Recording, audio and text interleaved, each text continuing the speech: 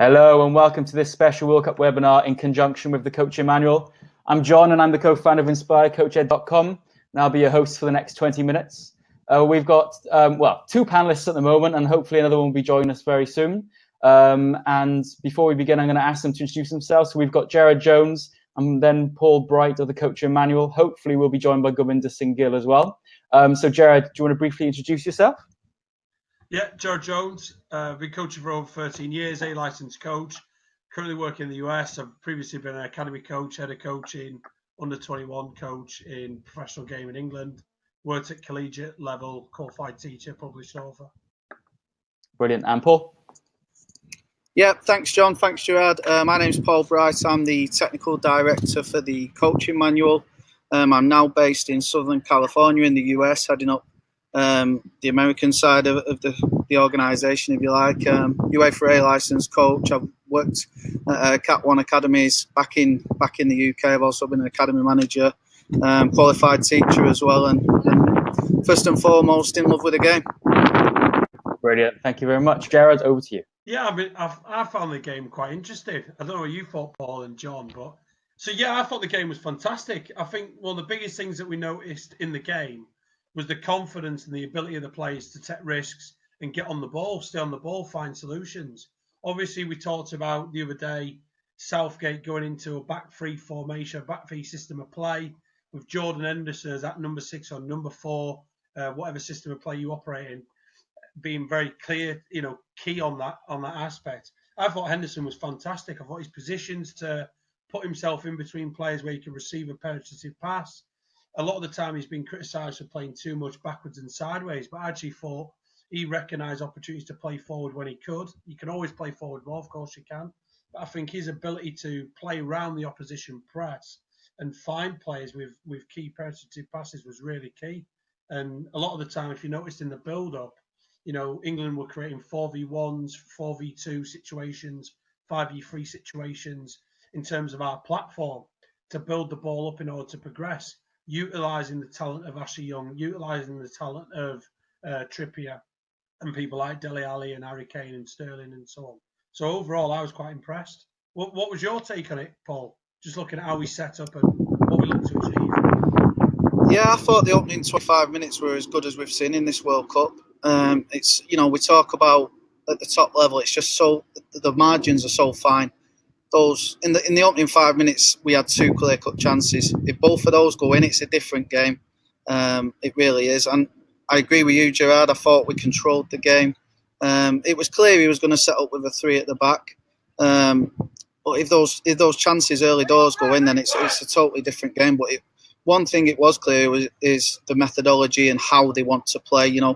Tunisia were fantastic as well after they rode the initial storm of England and managed to get away with it, looking also to play out from the back. So as a young player, you're watching that, and key messages within many academies and development models now are around playing out from the back. Both teams were trying to play out from the back and play through in the first half especially. For me, what I'd like to see more going forward, as well as the ruthlessness, because if you want to win a tournament such as the World Cup or any major tournament, some of those chances have got to go in. Absolutely, yeah.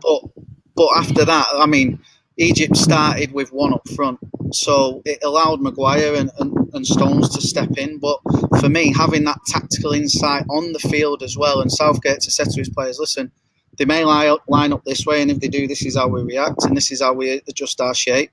If they've gone 1 up front, there's no need to keep 3 at the back.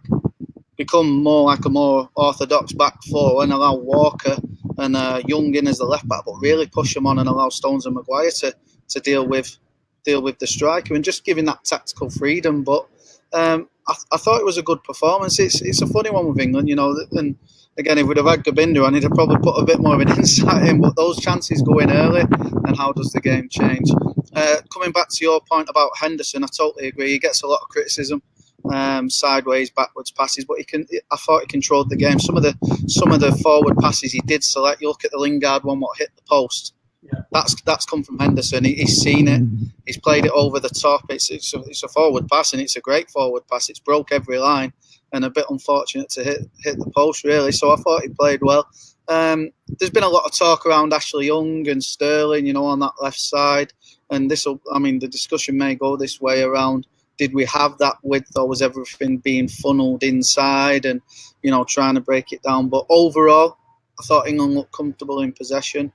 Barring the penalty, I can't name a clear-cut chance by Tunisia. So we've got to be pleased with the manner and the display. And it's a young side, so we'll give the benefit of the doubt as well. Hopefully we can grow. No, I agree. I think that's the biggest thing for young players. As you said, when Tunisia were on the ball and they're trying to build up possession, we wanted to high press them. There were times where obviously England, I know we're talking about building from the back, but I thought the ability to do that, and this is probably key for anyone listening, how they construct that environment in the training sessions. Try and work with an opposite coach. Try and work against each other. So if me and Paul are coaching, Paul might be setting up the opposition to high pressers or to create another sort of problem, as you said. It might be, you're going to go with one forward and you're going to try and direct play in a certain direction, or you might go with two forwards, see how they react. And I think Tunisia's ability to build up from our high press was interesting. Obviously, they gave the ball away a lot. Our ability to try and control and dominate possession, I thought, was good. But having said that, like you alluded to, they didn't finish the chances. They created so many chances in that first initial period.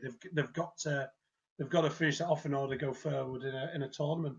But staying on task with the topic, I think it's really interesting that anyone listening to this, all right, how do we create that in our environment with our players? What does that look like? And I think the ability to create game practices which are going to challenge, or technical practices which are going to challenge individuals to deal with pressure from behind and around them, I think is key.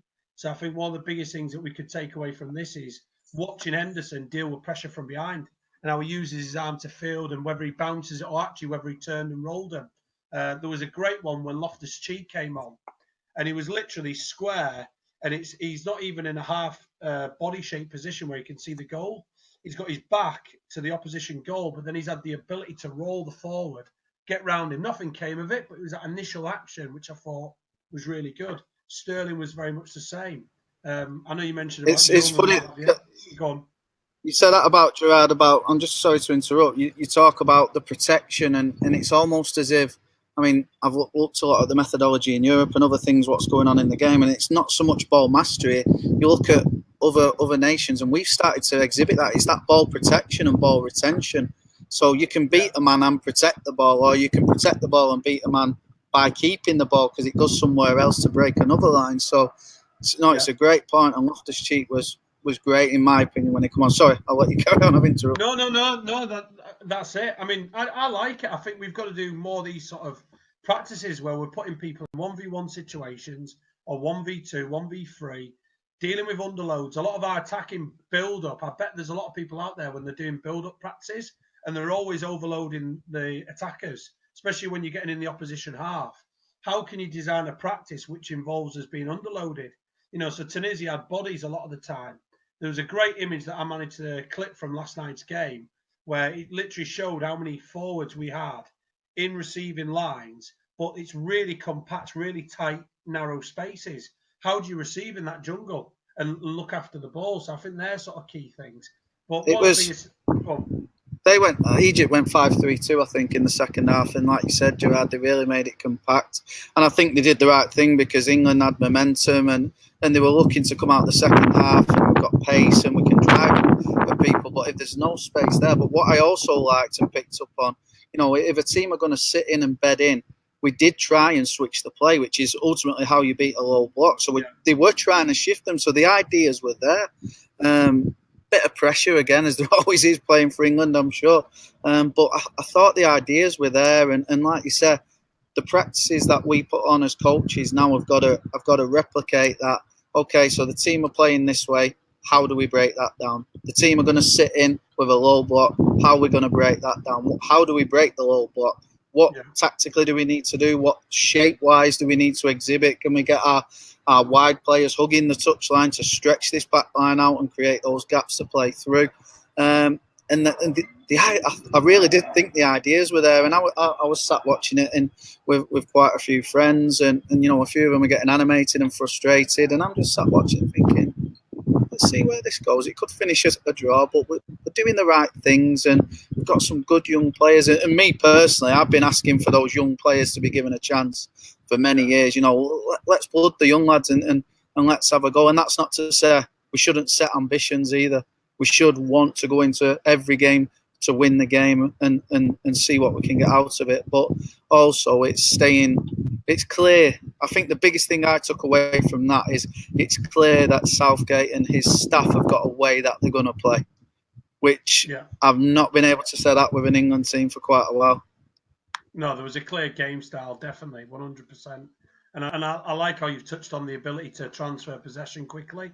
I liked how, whether it was the defenders, whether it was Kyle Walker hitting diagonal balls, whether it was other players getting on the ball like Henderson or whoever, and it's Trippier who was really high and wide in a right diagonal position as an outlet ball. Absolutely fantastic. I think the ability to create chances in the opposition half, where even Young, going back to Young, he'd cut inside and put, I think very early on the game, maybe in the first 10 minutes or 15 minutes, he curled one in for the far post, didn't he? Which we didn't finish. But I think they're just looking with a lot more flair. So the biggest question is then actually, before I go into that, there was a point in the game, if we're talking about foundation phase players, and what does it look like for our younger kids? Maguire got caught on the ball a few times in the game, and he gave the ball away. In the last webinar, we spoke about Maguire. He's got one of the highest rated dribbles in the Premier League, other than any centre-back. What I liked, it would have been good if we'd have had Gobinder on here to talk about that sight corner, is his mental strength, even though he nearly cost us a goal at one point, right at the edge of the box, which is something that grassroots coaches and elite coaches, academy coaches see every week, and they all go like, no, not there, that's not the right area. Yet he still had the bravery to keep demanding the ball, and even in the second half, getting on the ball and driving into midfield to overload it. I thought that was a great attribute. I don't know what you thought, but I do, and especially for young players, I think the game management as they get into the senior game or up through into 11v11 is that risk versus reward. And I know we talked about John Stones, and there's been a lot of talk around John Stones for a number of seasons. I remember when he did something at Everton where he did about 2 turns on the edge of his own box, and half of the crowd were cheering and the other half were going, "What are you doing?" I think Everton were winning 2-1 with about 5 minutes to go, and it's like, just clip it long. Yeah, so it's that education on risk versus reward. In my opinion, is that appropriate in the game right now? However, there might be an occasion where if that centre-back can put it onto his other foot, it opens the pitch out and he can clip a 40-yarder and we're away and we break and we score, all of a sudden everyone goes, well, what a player. So that, if players, like you say, are constantly hammered by the coach and say, well, we never do that. It's the art of going in and saying, was that the best decision there? Was that the right thing to do there? Was there anything else you could have done? Because if we drill into the players to see what they were thinking rather than assume what they were thinking, you should have. Listen, once it's been and gone, it's all hindsight. It's all easy to say, you should have done this, should have done that, should have done the other. It's not about that. It's about, well, what did you see?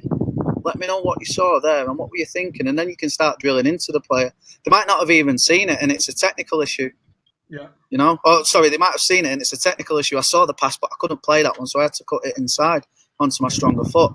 So now it's a different thing to coach. It's the technical execution. Or they may not have seen it full stop, and now it's a game understanding and game insight and, well, body shape before you receive it. Do you know what the picture looks like? 2 different tracks you're going down, but if you don't ask the player the right question to start with, then you're just making assumptions. So, and young players, even foundation players, Gerard, you work with players that age as well as myself, and we've got to give them more credit. We ask the right questions, they can give us some good answers as well. No, I love that. I think that's probably one of the biggest, most powerful messages today, is the ability, in terms of your coaching intervention. Sometimes a lot of coaches are too quick to assume what the player has seen or just to give feedback, but you've got to first understand. I think that's vital. Going on to your experience, obviously working at Manchester United Academy, what were some of the clear messages throughout a lot of the work that you did within your framework around finding solutions? Am I right in saying that Manchester United's known for, with the younger players, they want you to stay on the ball rather than always pass be the default? They want you to try and solve your own problems, figure it out, that type of thing.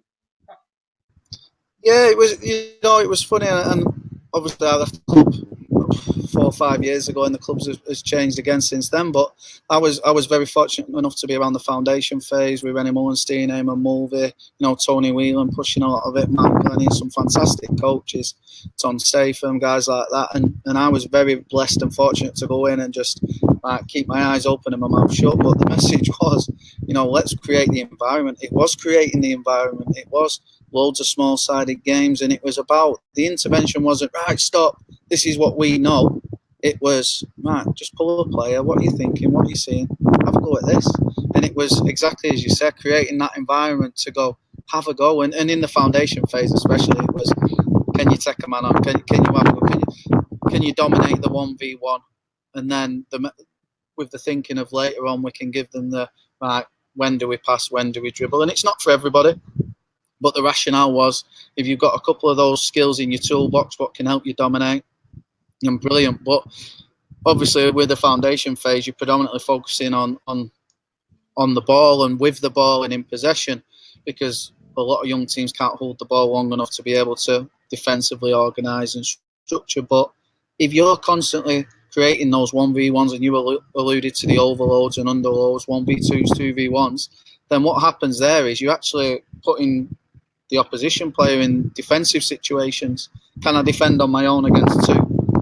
Can we work together to stop the one getting through?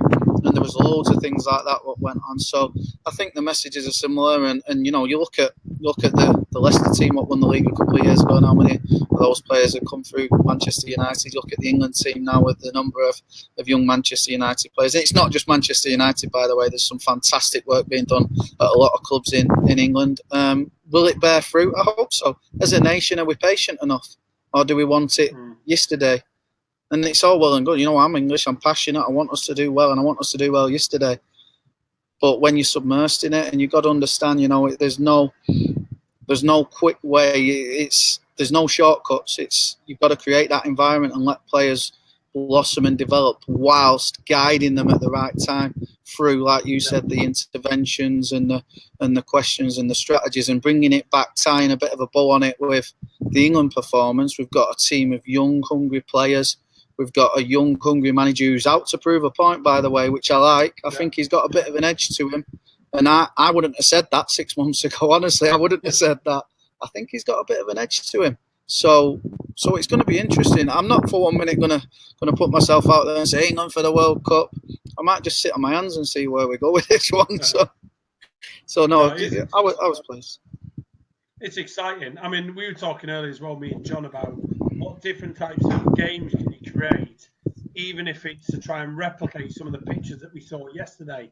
So I was looking at it where you could have directional games, but you have almost like receiving boxes or receiving zones, safe zones, which encourage players to be able to run into and have the time to have the confidence to receive on the ball, deal with it. Yep. Another game I used to do a lot is like lacrosse. In lacrosse, you can actually play behind the goal. And I was watching the patterns where the back three and how they circulated possession and played round the press in order to build. I was thinking, what you could do if the kids don't know, because every time England won the ball, they immediately went boom, and they literally created depth, they created width, and they moved the ball very, very quickly, especially at the back. So the question I get asked all the time is, how could you recreate that? One game might be playing lacrosse, and it's literally, you've got a normal game, whether it is 1 or 5v5, whatever the numbers are, you've got your 2 goals, but they can actually go behind the goal, play around and go in, and then as they build the confidence to go in. So there's 1,001 ideas you can do. Yeah, and as long as they know where that fits in the game, that's always the strategy for me. If we're going to do something like that, playing behind the goal, some people say, well, you can't play behind the goal in a real game, but you can play, and you're looking at that edge of the penalty area is now the goal. So if we get the ball in and around for pullbacks and playing around them, then that's where it fits. If your players understand that, then we're good to go. If you can turn around and say to them, and I do this quite often with the players I coach, why are we doing this? Because there's a lot of players who can ream off the answers very quickly, the objectives of the session, the sharp, or the kids who I coach are very sharp, and they could tell me all the answers. So it's, well, go on then, why are we doing it? Where does that fit for you in the game? And then, I'll say, don't tell me, show me now. Don't tell me, show me that, show me. So you know that they're going to transfer that, or hopefully transfer that into the game, because young players are very smart now about giving you the answer that you want to hear. Oh, yeah, they'll listen to you. They'll just repeat. Yeah, they'll tell you what you want to hear, Don't tell me, show me. Yeah, exactly. Game specific. Yeah. Okay, brilliant. Thanks, guys. Okay, so that does, sadly, the 20 minutes are up now. That brings the webinar to the end today. Thank you very much, Gerard, and thank you very much, Paul. Perfect. Thanks, John. Thanks, Gerard. Brilliant.